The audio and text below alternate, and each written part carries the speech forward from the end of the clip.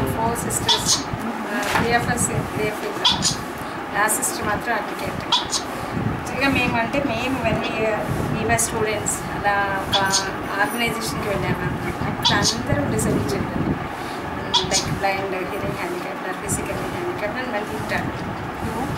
వేరే వింగ్స్ అన్నీ కూడా many people are coming and watching them. వాళ్ళు కొంచెం ఇంటరాక్షన్ అది చాలా, అంటే రెగ్యులర్గా మేము ఒక 15 days అలా వెళ్ళాము. అక్కడికి అందరూ వేరే వాళ్ళ దగ్గరికి వెళ్తున్నారు, ఇంటరాక్ట్ చేస్తున్నారు, కానీ ఈ వింగ్కి అసలు ఎవరు రావడమే లేదు. అండ్ వాళ్ళని అంటే జస్ట్ అలా ముట్టుకోవడానికి కూడా అలా కొంచెం చాలా ఐసోలేటెడ్గా అట్లా ఉన్నారన్నమాట.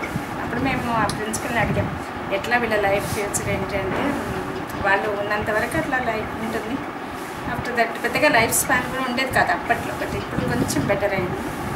సో మ్యాన్ పవర్ కూడా చాలా తక్కువ, 100s కూడా లేదు, ఇవన్నీ కూడా 88లో.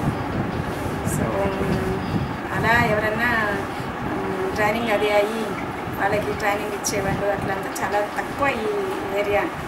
అప్పుడు మేము దాని మీద లైక్ సర్వీస్ అంటే కొంచెం అట్మోస్ట్ లెవెల్ నుంచి స్టార్ట్ చేయాలి కదా. అంతా బాగుండి బ్రెయిన్ బాగుండే వాళ్ళు they can solve there problem, వాళ్ళు దే కెన్ థింక్. ఇప్పుడు అంటే డిసేబిలిటీ ఇస్ ఎ డిసేబిలిటీ, మనం అది తక్కువ ఎక్కువ అని చెప్పలేము, కానీ బట్ బ్రెయిన్ ఉండి థింక్ చేసే వాళ్ళకి వీళ్ళకి చాలా డిఫరెన్స్. అంటే వాళ్ళ రైట్స్ కానీ లేకపోతే వాళ్ళ ప్రాబ్లమ్స్ కానీ they can able to tell, and వాళ్ళ రైట్స్ని వాళ్ళు ఎక్సర్సైజ్ చేసుకునేది అది వాళ్ళకు ఉంటుంది. కానీ ఈ పిల్లలకి ఏంటంటే somebody has to be their behalf of them.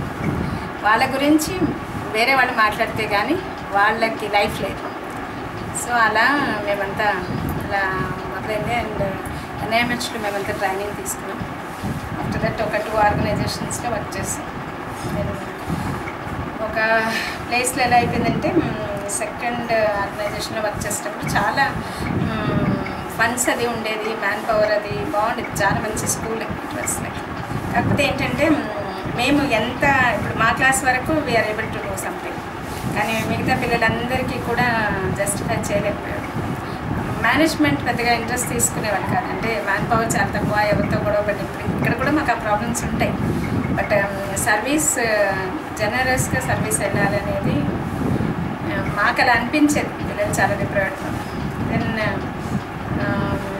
Own school start చేయాలనుకున్నాం. అట్లా 8 childrenతో స్టార్ట్ చేస్తాం. ఇప్పుడు 138. మీ ఇన్ని సంవత్సరాల్లో హ్యాపీయెస్ట్ మూమెంట్ అని ఈ సర్వీస్ రన్ చేసి? Every day is happiest moment. అంటే నేను ఎగ్జాజరేట్ చేస్తున్నానని కాదు, కానీ యాక్చువల్గా నిజంగా ఫ్రాంక్గా చెప్తే, ఇప్పుడు మాకు ఏదైనా పర్సనల్ ప్రాబ్లం ఉన్నా, వెన్ వీఆర్ వెరీ లో డిప్రెస్డ్గా ఉన్నప్పుడు ఆ మూమెంట్ వాళ్ళ దగ్గరికి వెళ్ళి కూర్చుంటే 5 minutes వాళ్ళు సెట్ చేసి పంపిస్తారు మనల్ని. అలాంటి ఒక ఆపర్చునిటీ భగవంతుడు మాకు ఇచ్చాడు. We are not doing anything for them, that is there like. అంటే సర్వీసెస్ చాలా కష్టమే, వాళ్ళకి అర్థమయ్యేంత వరకు మనం చెప్పాలి, చాలా పేషెన్స్ కావాలి. మెయిన్ థింగ్ ఏంటంటే యాక్సెప్టెన్స్ కావాలి. వాళ్ళు ఏం చేసినా తీసుకునే లెవెల్కి మనం వెళ్ళాలి. బట్ అల్టిమేట్గా నాకు అనిపిస్తుంది, ఎప్పుడు నేను ఒకటే అనుకుంటాను, వేరే జాబ్కి వెళ్ళినా కూడా మనకి ఎంతో స్ట్రెస్, డిప్రెషన్ ఉంటుంది. అక్కడ మనకి ఎవరు దాన్ని రీఫిల్లింగ్ చేసేవాళ్ళు ఎవరు ఉంటారు, కానీ ఇక్కడ ఇంతమంది ఉంటారు. ప్రాబ్లమ్స్ చాలా ఇస్తారు. ఇప్పుడు చూడండి, ఈ క్లాస్, ఇది 3rd class, దీన్ని ఇలా పరుగొట్టేస్తుంటారు అన్నీ. మీరు అవన్నీ విండోస్ చూస్తే మీకు తెలుస్తుంది ఎట్లా ఎంత ఘోరంగా ఉంటుంది.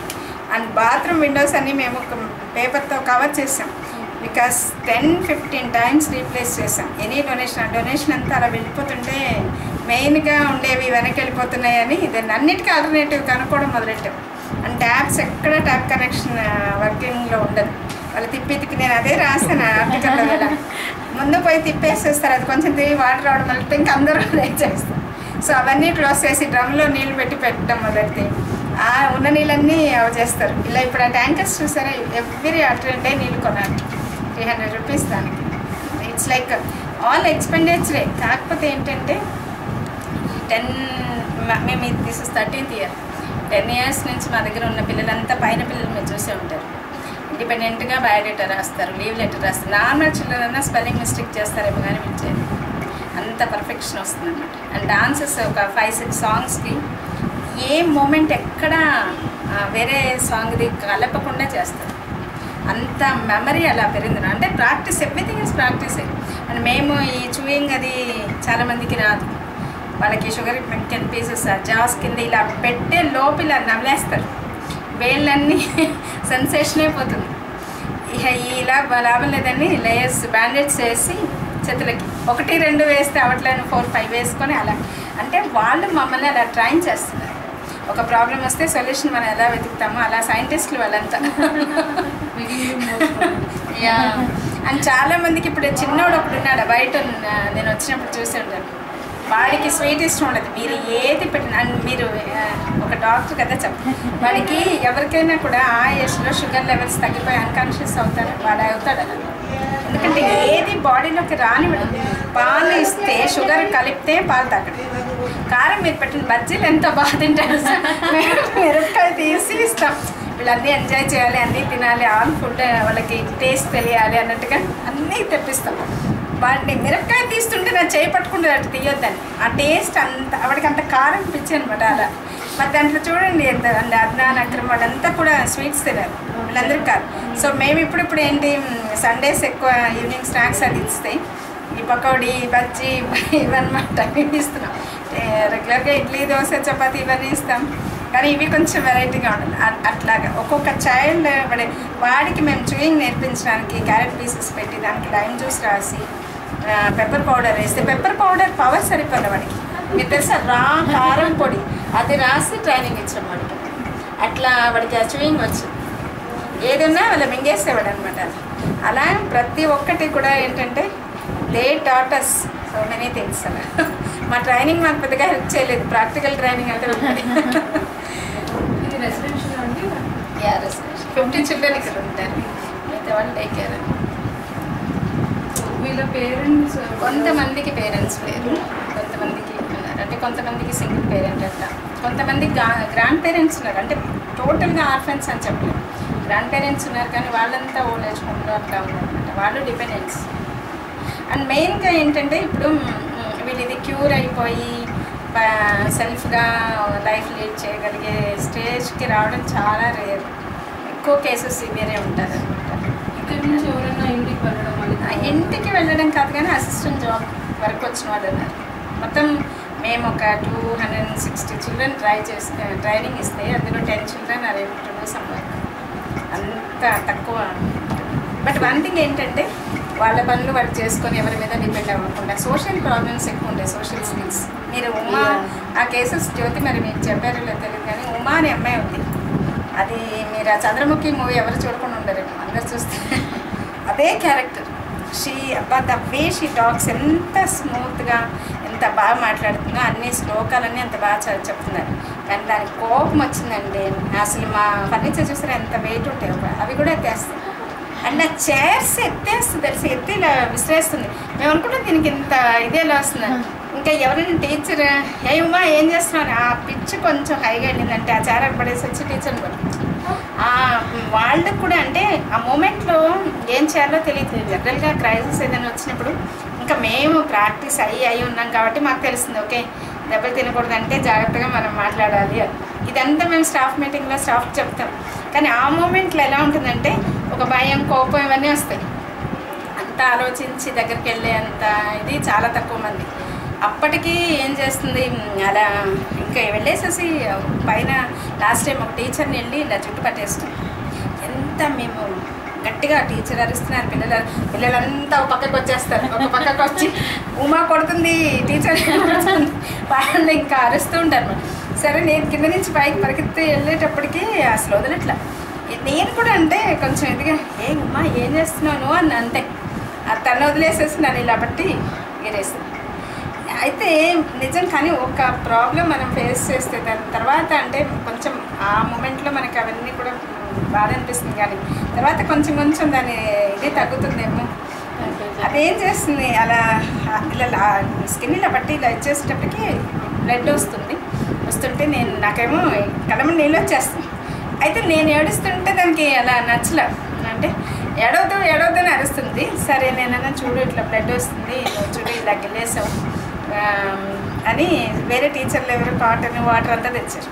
తెస్తే సరే నువ్వు నాకు తుడి ఇది అంటే పాపం అంతా తుడిచి మళ్ళీ దానికి ఒక నాప్కిన్ ఇచ్చి అది తుడిపించేసి మళ్ళీ ఆయింట్మెంట్ ఇచ్చి నువ్వు రాయి అంటే చక్కగా రాసి అలా 1 వీక్ అంతా చేయించాను. ఇలా నువ్వు రాయాలి రా, నాకు నొప్పేస్తుంది. తర్వాత నుంచి తెలుసు అది అసలు గిల్లడం అనేది ఎవరిని రోజు చెప్తారు, చూడు నువ్వు గిల్ల ఇదంతా మరకలు వచ్చేస్తే చూడు. బట్ ఎవ్రీథింగ్ మనం ఇంత కేరింగ్గా ప్లానింగ్గా ఉండి చెప్పాలి, అంత టైం ఉండాలి ముందు. అంత తన దగ్గరికి వెళ్ళినప్పుడల్లా అంటాను, ఉమ్మ ఇప్పుడు గిల్లట్లేదు కదా, కొట్టట్లేదు ఉమ్మ గుడ్గానే అయింది అదే చెప్తుంది పాప. అలా మాట్లాడుతుంటే మనకేమనిపిస్తుంది, పోలే కొడుతున్నా పర్వాలేదు పర్వాలేదు ఫీల్ అవుతుంది కదా. అట్లా ఇవన్నీ కూడా అంటే ఎవరన్నా తను కొంచెం రిపీటెడ్గా మాట్లాడుతుందంటే వేరే వాళ్ళు చూస్తారా, అంతే వాడు నన్ను చూస్తున్నాడు వాడిని కొట్టేస్తాను వాడిని కొట్టేస్తాను. వీళ్ళంతా పక్కన ఉన్న వేరే వాళ్ళు కొంచెం నాటి వాళ్ళు ఉన్నారు, కొద్దిగా మైల్స్ వాళ్ళు కొడతావా కొట్టు చూస్తామంటారు వాళ్ళు. ఇంకా అది పైకి అలా వేస్తున్నారు అనమాట. ఇంకా మిగతా టీచర్లు అంతా అమ్మా కూర్చొని గుడ్గాలు కదండి వాడు కొట్టమన్నాడు అంటే మళ్ళీ వాడిని పోయి ఏంటంటే మేడం కొడుతుందంటే ఎందుకు కొడుతుంది, ఈ స్లమ్ పిల్లలు ఉన్నారు వాళ్ళని వాడికి తెలిసి మాట్లాడతాడో తెలియదు. ఒకడు ఉండేవాడు వెకేషన్ కానీ ఇంటికి వెళ్ళాడు మన శివరాత్రి కానీ ఇంకా వాడు మాట్లాడే బూతులు అయితే అందరు ఇలా టీచర్లు ఆయాలంతా పరిగెత్తేవాడు.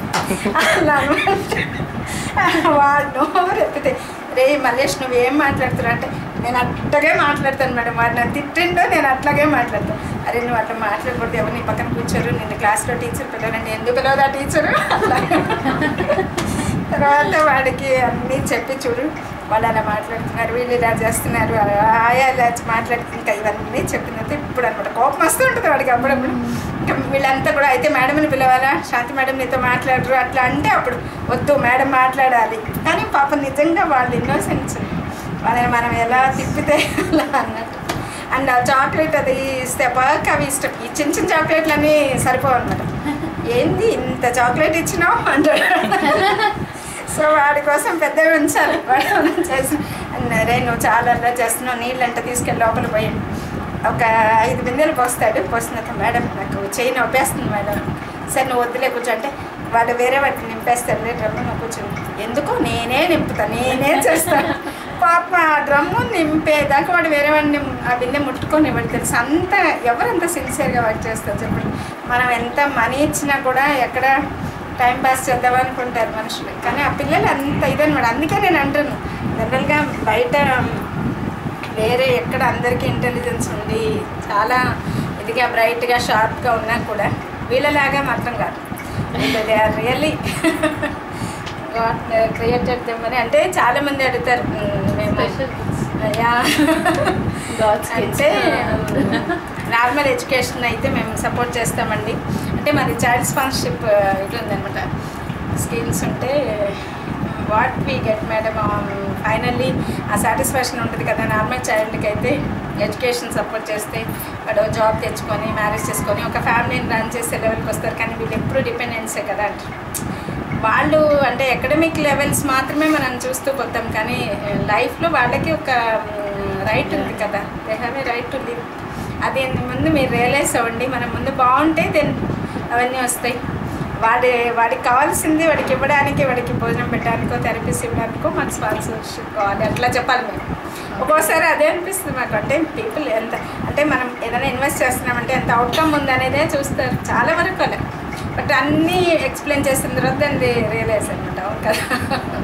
పేరెంట్స్తో మీకు ఏమైనా ఫండ్స్ వస్తాయి? 30 మెంబర్స్ ఫీజ్ పే చేస్తారు. అది మాకు ఒక 45,000 వస్తుంది. ముందు రెంట్ కడతాం 48,000 దీనికి రెంట్. అండ్ ఇది 9th అకామిడేషన్ మాది మారి వచ్చాం. డ్రైవర్స్తో ప్రాబ్లం ఉంది, ఓనర్స్తో ప్రాబ్లం. నైట్ అయితే చాలా వరకు అరుస్తూ ఉంటుంది, నిద్రపోరు. 2-3 అవుతుంది. ఒకటి పడుకునేటప్పటికి ఇంకోటి లేస్తారు.